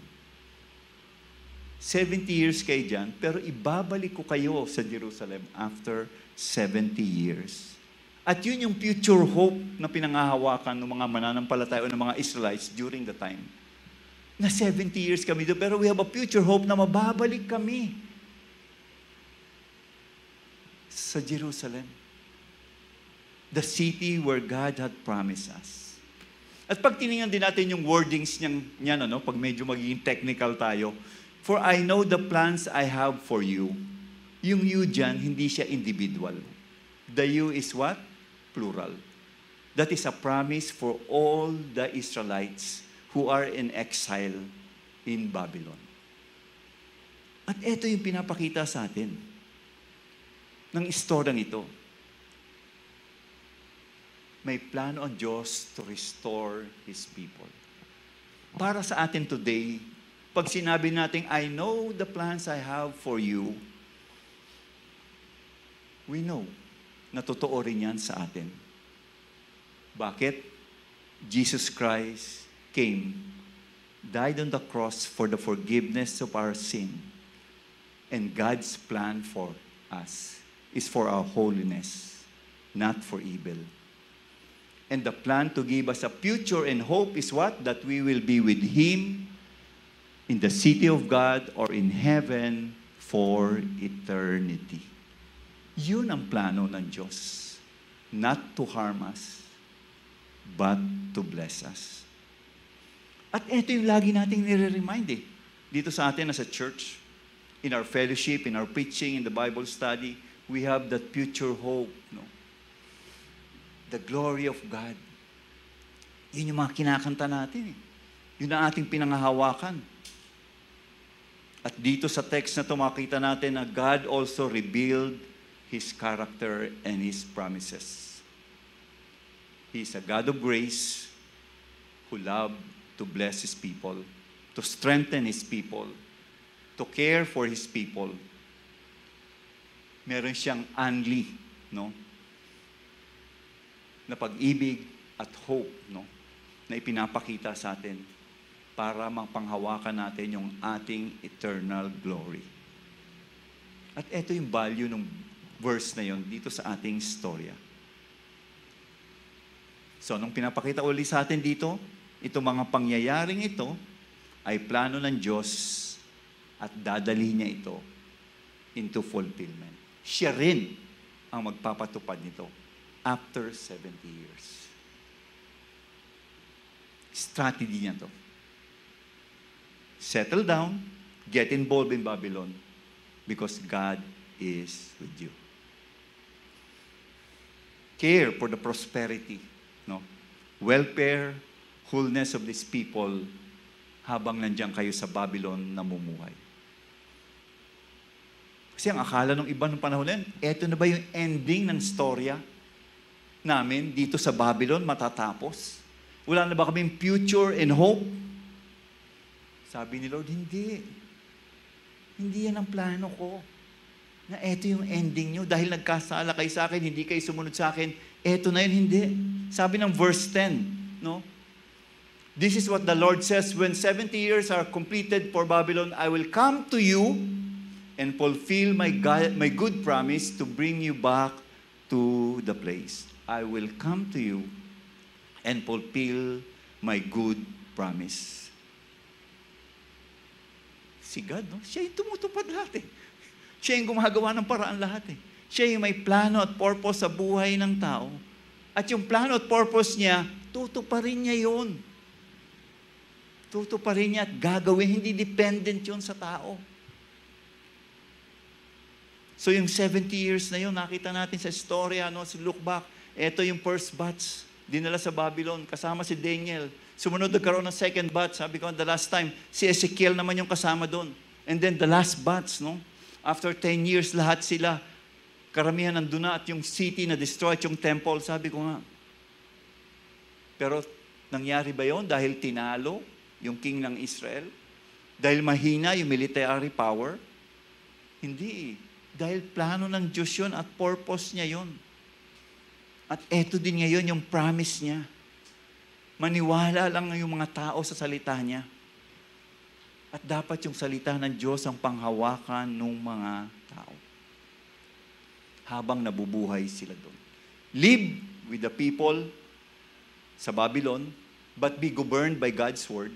Yung pa rin, salita ng Diyos yung pamumuhay nyo. At pagkatapos, anong sabi sa atin in the last point ng ating outline dito? Prepare yourself for God's deliverance. Prepare yourself. Anong gagawin nila while waiting for 70 years? Mahaba mong panahon yun, di ba? Anong gagawin nila? Dapat, ang sabi sa atin ng text, prepare yourself spiritually. Be ready na pagbalik ninyo sa the city of God, or for us today, we're looking forward to the New Jerusalem. Eto dapat. Verse 12 to 14, sabi doon, Then you will call on me and come and pray to me, and I will listen to you. You will seek me and find me when you seek me with all your heart.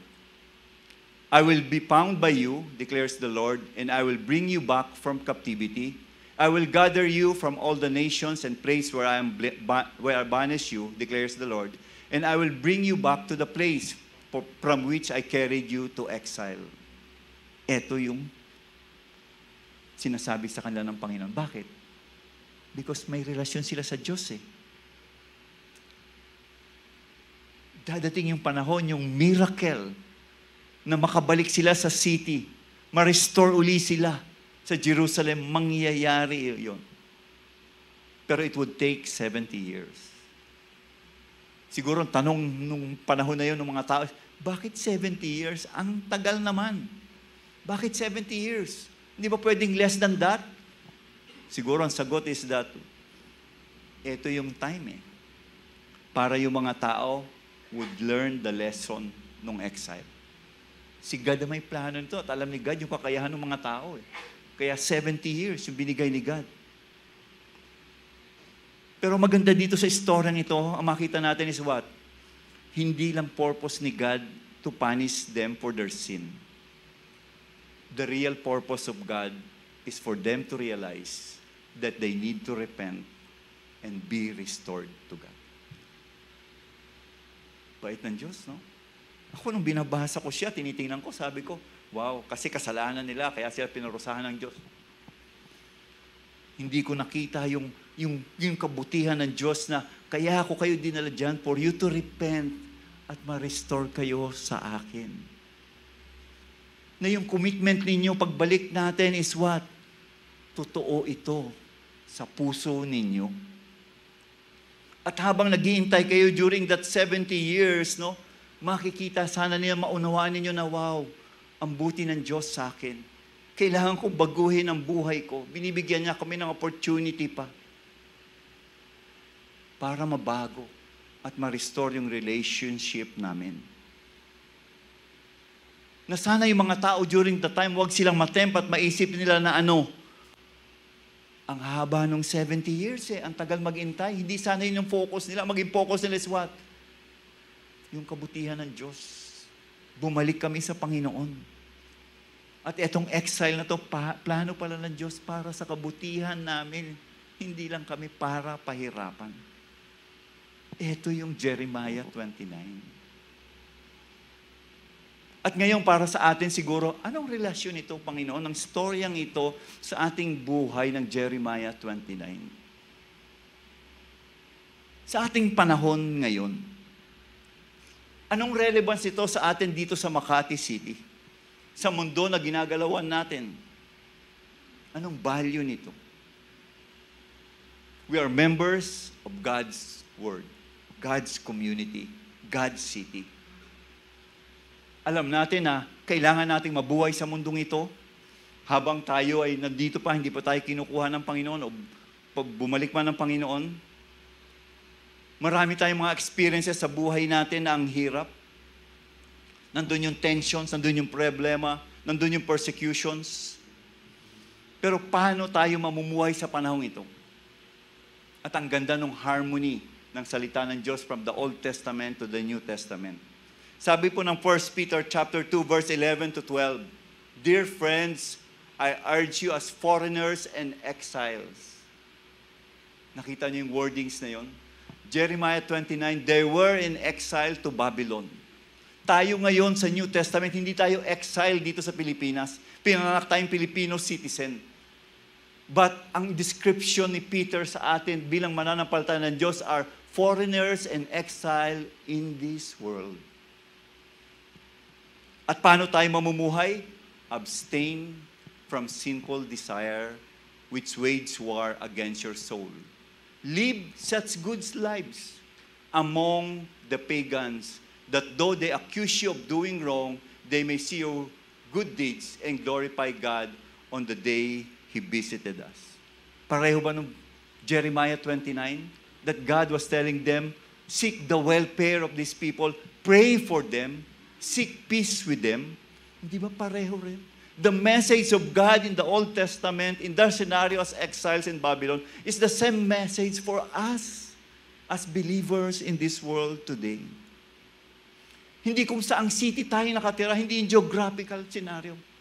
But saan man tayo nakatira, whether you're in a subdivision, squatters area, may bahay ka o nang umuupa ka ng bahay, hindi yun ang importante. The importance is how we relate to these people around us today.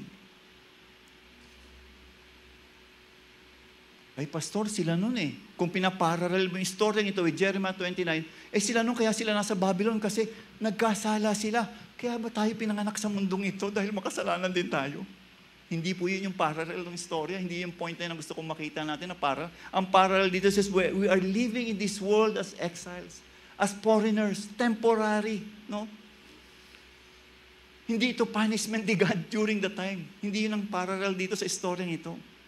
But rather, how we should live our life as aliens of this world. Habang nandito tayo sa mundong ito, ano dapat yung strategy natin? Or the strategy of God na makita natin? Dapat mamuhay pa rin tayo ayon sa salita ng Diyos. As a church, ito pa rin yung lifestyle natin sa mundong ito. Yes, may tension sa buhay natin, sa paligid natin. Nandun yung temptation, ang sinful desire.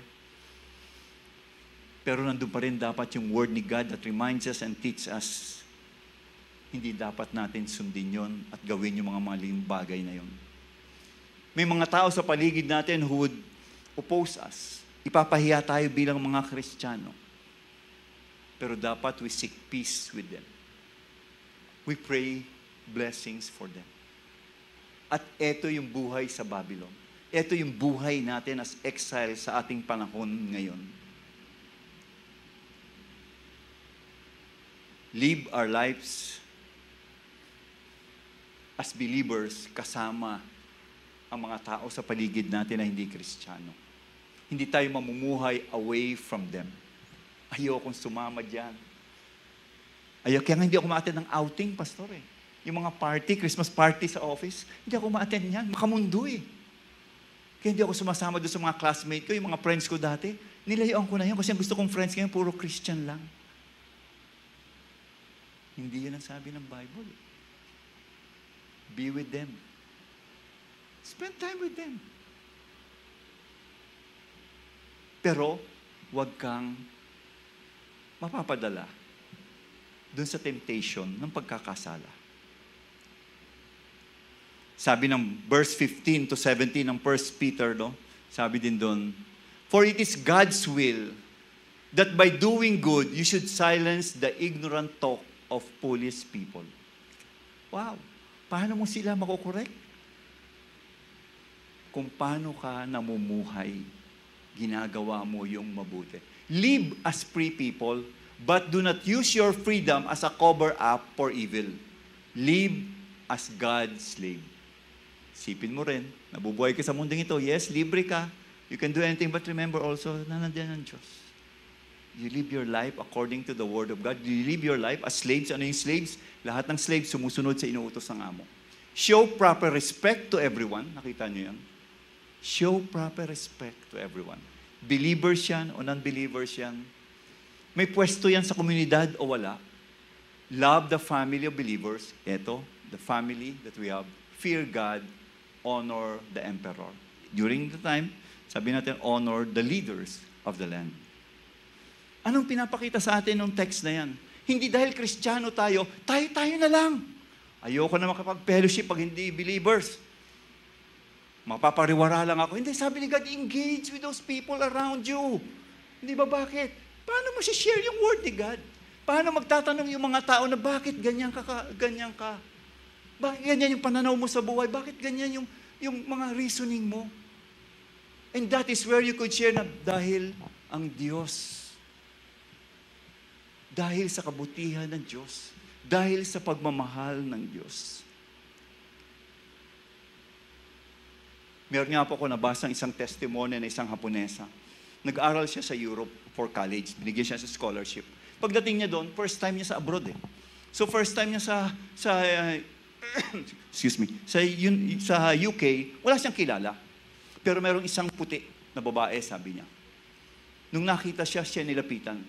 Nagpakilala sa kanya, kinamusta siya. Sabi niya, hindi ko alam saan ba yung ganitong lugar, saan ba yung library, saan ba yung dorm na mag-stay ako. Hindi ko alam saan yung registrar. Sinamahan siya. Doon lang niya na-meet sa campus. Sinamahan siya, inikot siya sa buong campus. Ito yung library, ito yung canteen, dito yung office, no? Ito yung building mo kasi dito ka mag-aaral. No? Tapos, dinala siya sa dorm. Sinama siya doon sa dorm ng babae. Pagdating doon, sabi sa kanya, ito, dito ka. Pag wala kang ginagawa, punta ka lang dito sa dorm ko.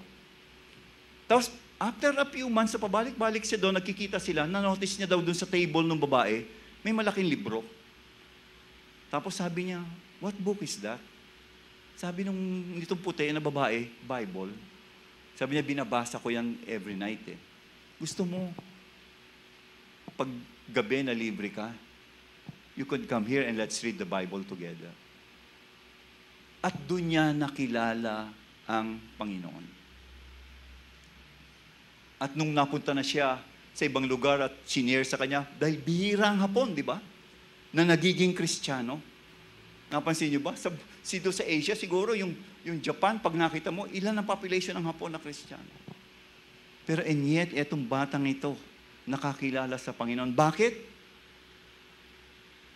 Dahil sa isang Kristiyano na lumapit sa kanya, inasikaso siya, in-entertain siya.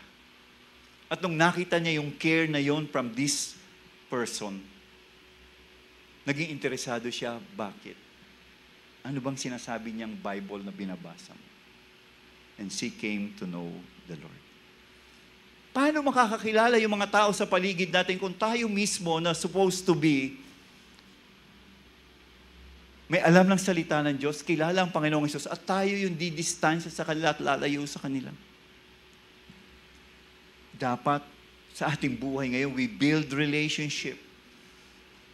Be friends with the people around you, sa inyong mga kapitbahay. Live a good lives according to the Word of God. And that someday, God can use that situation na may lalapit siya at sasabihin sa inyo, bakit ganyan ang buhay mo, PJ? Bakit ganyan yung pananaw mo?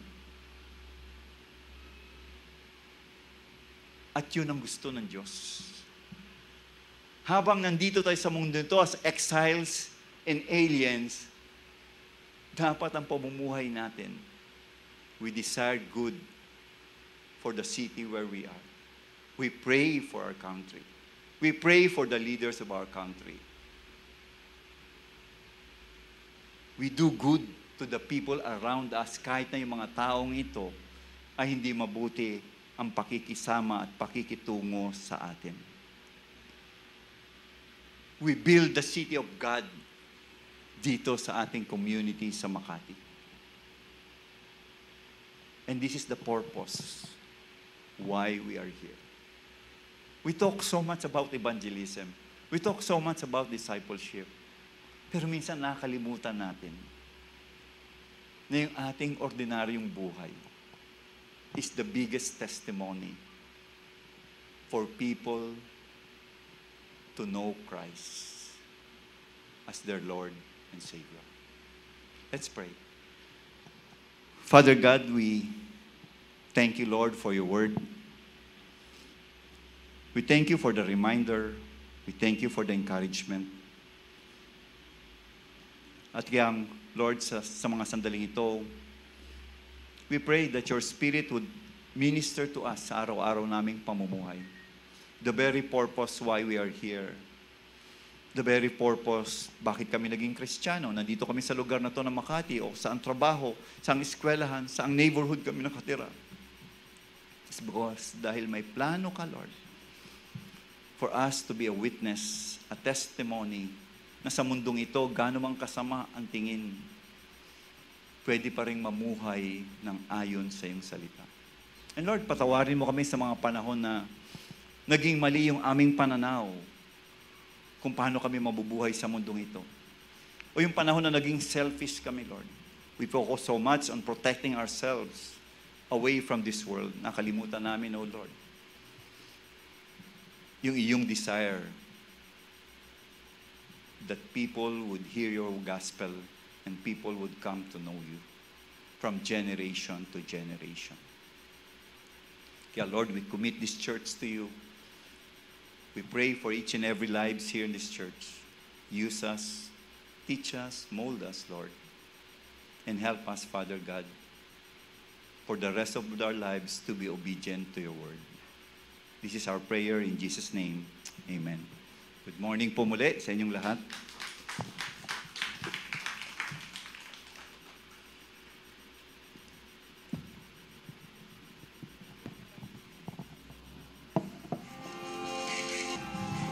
Hello po sa lahat. Very short lang po. So, first of all, thank you po sa speaker natin for today, Pastor Beer. Thank you po sa heartfelt message po na isinare po sa atin ni Pastor Beer ngayong umaga.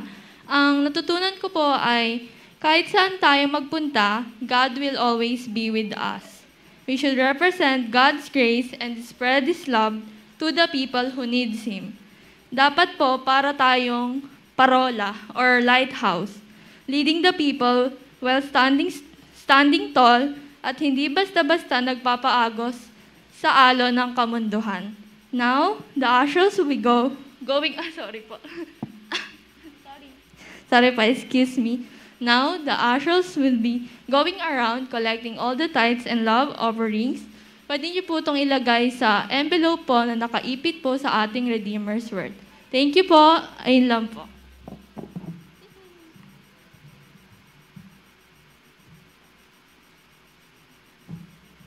Thank you, Alisa. Ayan, good morning, everyone.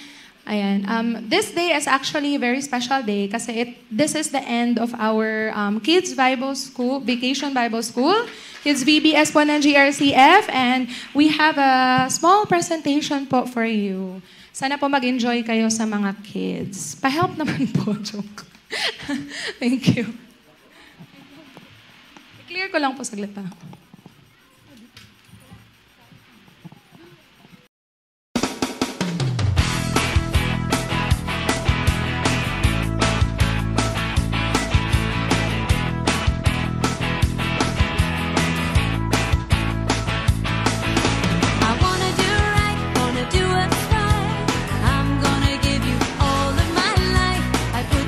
Trust in you, Jesus, and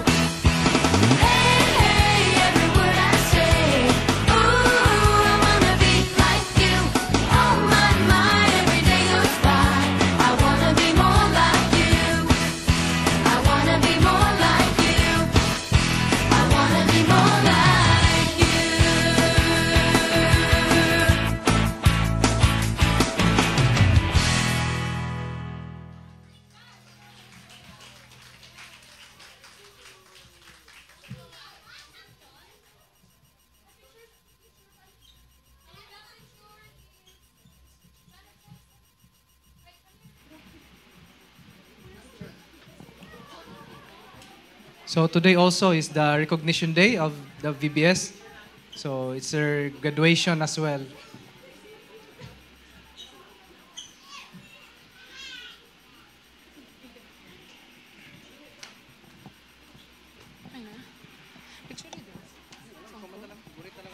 Yay! Hooray! Happy ba kayo? Ang cute nila, 'di ba? Ayan. Sige. Gusto ko pong i-grab yung opportunity na to para i-recognize po yung mga kids natin. Ayan. Tatawagin ko na lang po sila isa-isa. Pwede naman silang Kung nandyan po yung parents, pwede nyo naman i-join. Alexandra Hope Bakay. Alexa 1G.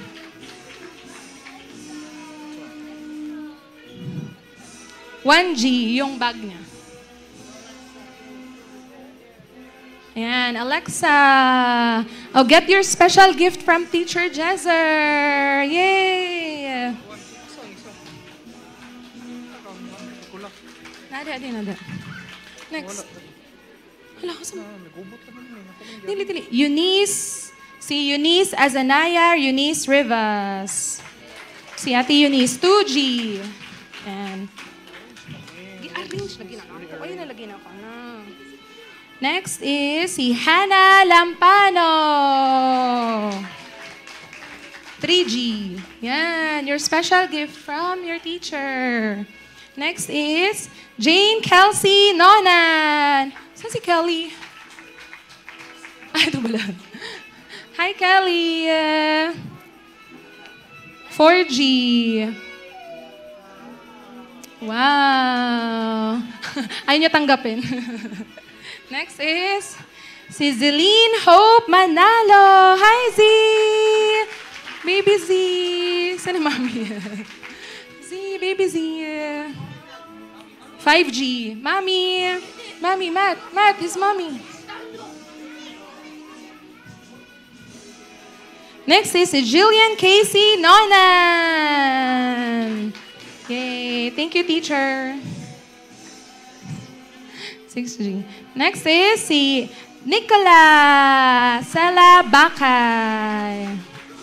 Nicola. And then, Ate Shime. Thank you, Ate Shime. Yan. Sa boys naman, ay, hindi na na-picture. Picture ka dito. Tapos Eugene, si John David Eugene Nonan. Asan yung Asan na si Eugene? Tantrum si Eugene eh. Come here, yun nyo. Oh. Tabi kayo naman. Oh. Yeah. Okay lang yan. Teacher Jezer, paabot naman. Sorry. Next is, ikaw na Ezekiel Rivas. Yan, so yan. Sino kasama ni Ezekiel? Pa-picture. Picturean si Ezekiel. Oh, sino kasama ni Ezekiel? Riley Guevara. Yan, picturean si Riley. Picturean si Riley. Riley. Lucas Pastoral. Ayan. Bigyan ng jacket. Zion Hope. Yan si Zion. Zion. Zion.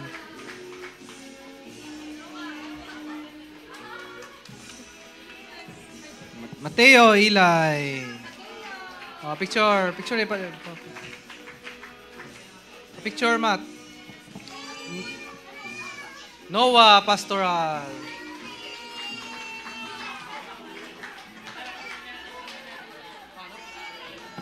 Pa-picture.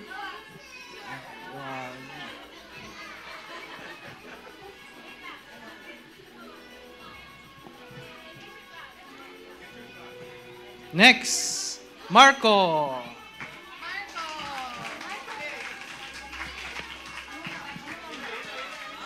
Yan, tumakbo na si Marco. Okay. Marco, don't throw it, Okay, so, of course, this will not be successful without our teachers also, our volunteers. So we would like also to acknowledge and give a certificate of appreciation. But before that,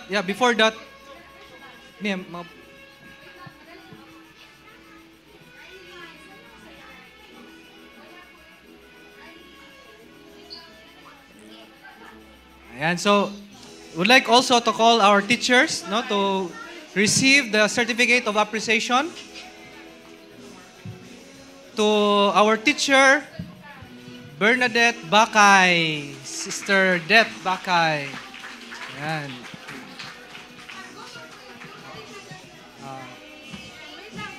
Picture. Ayan, picture. Pa-picture. Wala Picture. Wait lang, hindi. Ano na, tawagin mo na lahat, love. Love. Sige, isahing picture na lang. Katipid ng film. Okay. Love.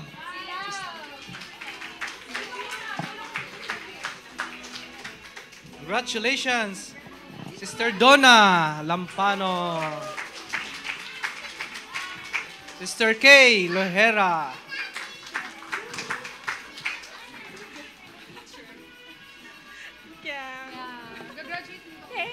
Graduate din kayo.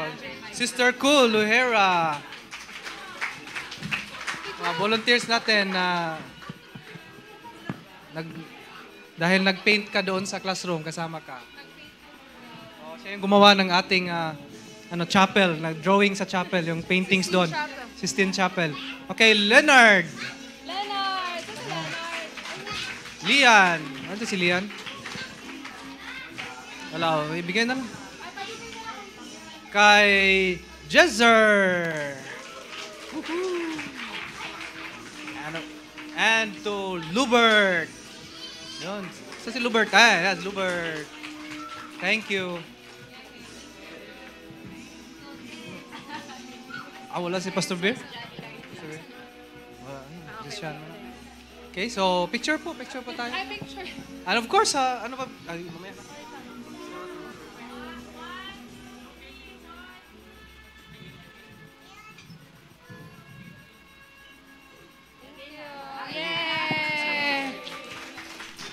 Ayan, thank you so much po sa lahat po ng volunteers.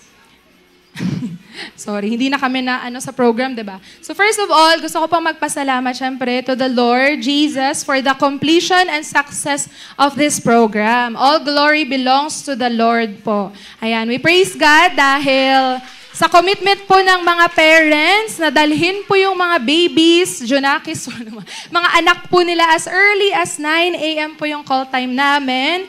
Kahit po yung iba na nasa malayo, na nagstay pa po talaga sila dito, yung Bakay po, sina Josh, Nonan, ayan, pati sina Kiko, Beth, ayan. Kahit nasa malayo po sila, dumayo po talaga sila dito to bring their kids. Ganun po yung commitment ng mga parents po na to ituro po yung word ni Lord sa mga anak po nila. Ayan. Kahit po nagtatantrums yung mga kids, ayan, okay lang po yan.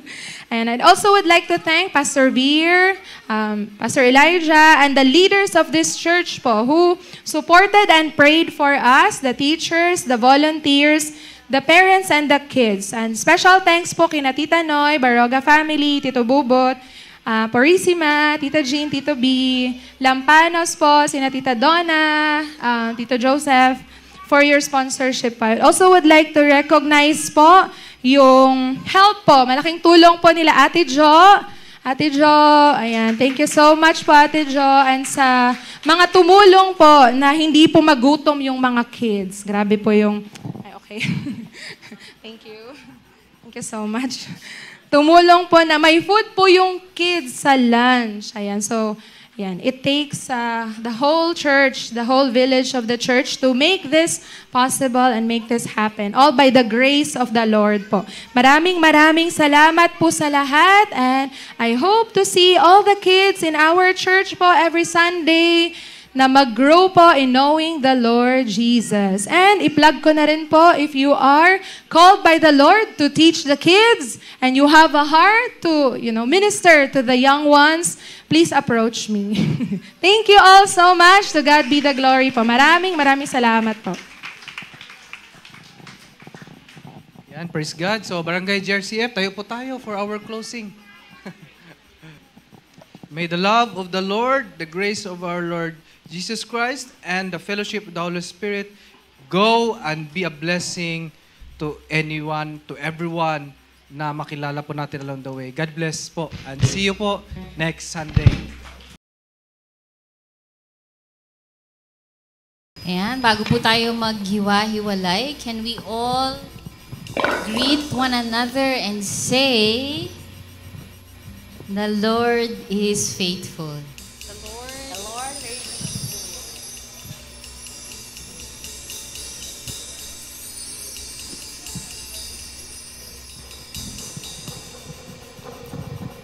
And let's continue to praise our God, and let's declare that this week is the Lord's week.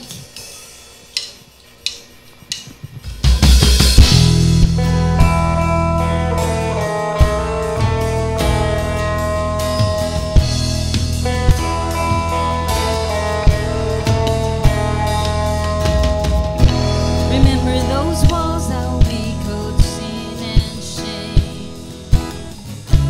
They were like prisons that we couldn't escape. But He came and He died and He rose. Those walls are rubble now.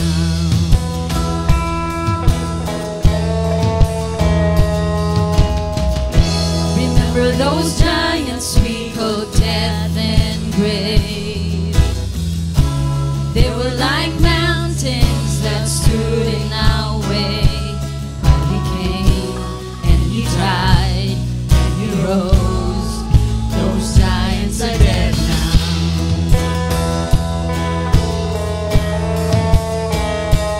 This is our God, this is who He is. He loves us. This is our God, this is what He does. He saves us. He bore the cross, beat the grave. Let heaven and earth proclaim, this is our God, King Jesus.